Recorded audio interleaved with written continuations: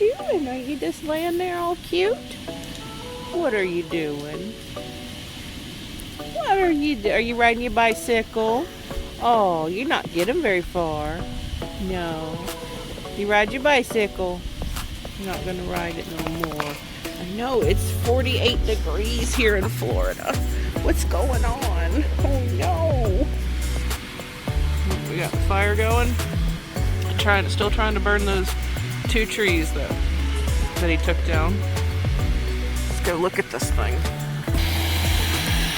Look at that. Woohoo! That is a hot fire. He's got the air set up again. Good night. Look at that.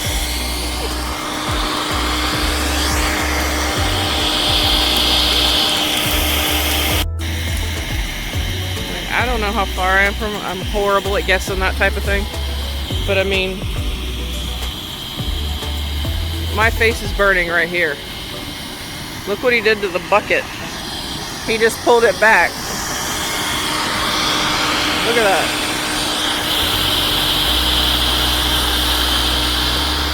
Whoa!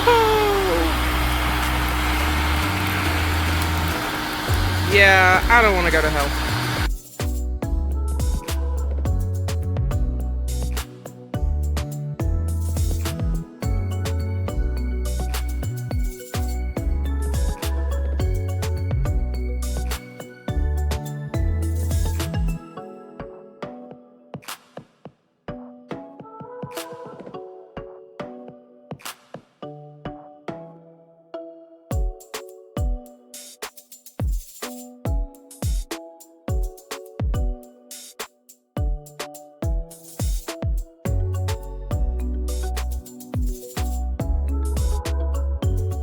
Alright, we're headed to the river to do a quick lake test, I guess you want to call it. We're having overheating issues with the engine, and I wasn't 100% confident that all the fuel was right on it, so I just went through all the fuel all over again and make sure I wasn't lean on any of the cylinders. So I got all that, I believe, sorted out, and we're just going to go throw it in the water and do some more tests on it. I want to watch the filter that's in the engine cowling, because it looked like it was draining below the filter cartridge, which that would, you know, the engine wouldn't get fuel from that point. So I want to watch that. I got a few other things I'm going to check out and try to get this thing to overheat. And I broke the couplers loose, the thermo couplers, or whatever you want to call it, little thermos that the alarm goes off when the engine gets too hot. And when the engine gets too hot, I'm going to unplug them and see if both banks are getting hot, one bank's getting hot, and then I'll probably flip them and make sure it goes off on that same bank again, and then that'll tell me that one bank is still getting hot, and I guess I'll go from there with it. So the saga continues.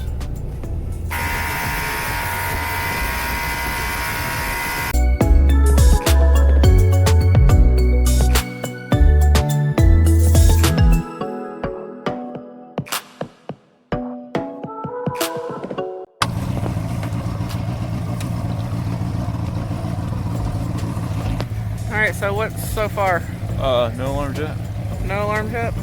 And we were going how fast? I had it at 5,000 RPMs for a while there. Actually, I think we creeped up to like 51, 5,200. So what is your next thing you're doing? What is that stuff? What did you spray in there? Okay, so ether. So remember I was explaining to you air and fuel ratio? So once you get too much fuel in with the air, then it's not as efficient. The mixture won't burn. So when you're going along at, you know, whatever, 3,500, 4,000 RPMs, and you spray this into the carb, and if your engine idle comes up, that means it's not getting the proper amount of fuel. If it dies off, that means you're probably getting close to the proper amount of fuel.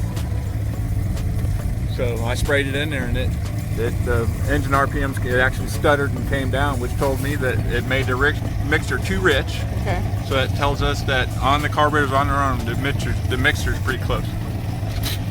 So what are we fixing to do now? Like you put the cowling you're calling it? Yeah, well, the alarm never went off, so now I'm going to try it with a cowling on because it's trapping the heat into the... All right. Let's go.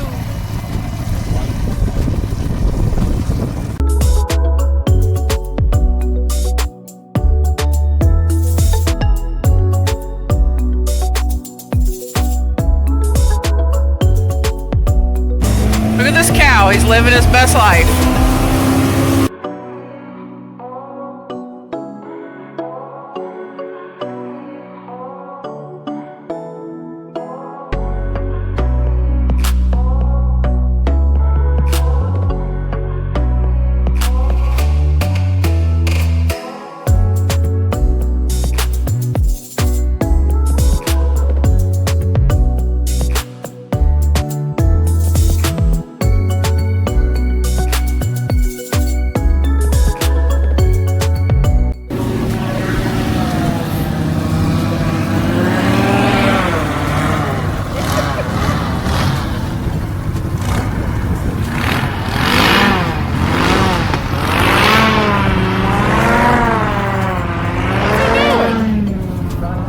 Trying to stay out of the chop.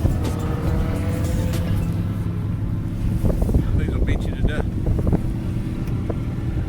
They're dangerous too. They got all the weight of the motor way up high. So you start getting in a chop like that, ooh, but you can sink your boat. Whoa. No, don't want one of those. All right, so we have been driving for what, maybe 10 minutes or so, and it's still not come on yet.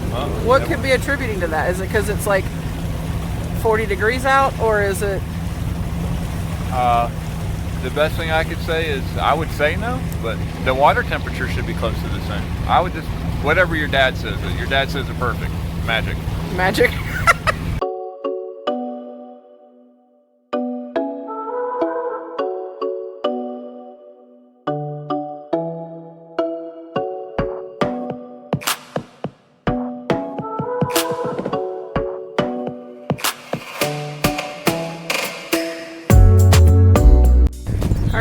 So we're not frozen solid yet. His hands are frozen solid. That was the worst idea I've had in years. He's got my sunglasses on because he forgot his sunglasses. So I had to grab my second pair. So this thing never beeped at us. And we were just out there where it was so choppy that both our hats blew off and was flying around back here. I had to get it while we're going 8,000 miles per hour. Yeah, it was here. Yeah, so this is from our last boating excursion. Everything was just knocking everywhere. That's one of your fish bites. Yeah, it's a fish bite because we're. Yes, it's the one when he's like slinging his pole back super fast, and all of a sudden he just beheaded mine. What's your bait? So, what's your hypothesis? Did good on this? Yeah, it did really good. I mean, look, you can see the sea spray all over the tarp here. The boat motor's good. We need the Suzuki. Yeah, well. 115. I feel beat to heck. That ride in was a doozy. That was probably maybe 8 to 10 miles at 5,000 RPM. Dude, it was so choppy. I had to stand up because my butt was getting beat to death. He does not like cold weather. At all. We're moving north. So your hands and your feet, you're chilled on the inside, you said? Yeah, I'm shivering on the inside. All right, I just had to check. It's 54 degrees. But when you're 54 degrees on the water, holy cow. All right, have you thawed out yet? Have you thawed out yet? Yeah. Nice and toasty in the truck. All right, so we're back. So what are you going to do next? Like, what are you going to be dreaming about tonight about doing to the boat? Well, I guess the next, it seemed to run good. So I'm going to put everything back on the motor, all the stuff back on the motor, and I take the insulation off the inside of the cowling. It's getting all like dried out, so I don't want that stuff flaking off and getting sucked into the carburetor. I'll tell the one. We were just like going down the thing, and then all of a sudden you were like thinking that you burn up. Yeah, explain that. Trim tab the button got stuck. I'm sitting there in La La Land, and all of a sudden, I'm like, oh my, what happened? And the stupid trim tab, and I'm like, oh, and then it didn't look like it was peeing very good, and I'm like, yep, here we go. It's gonna be a long idle back. You thought we were gonna have to idle back to the thing, but what made you realize it was okay? I think it was the way the sun was reflecting off of the pee, because the sun was so low, and I just stuck my finger in it, and I'm like, I don't know, it's peeing pretty gosh darn good.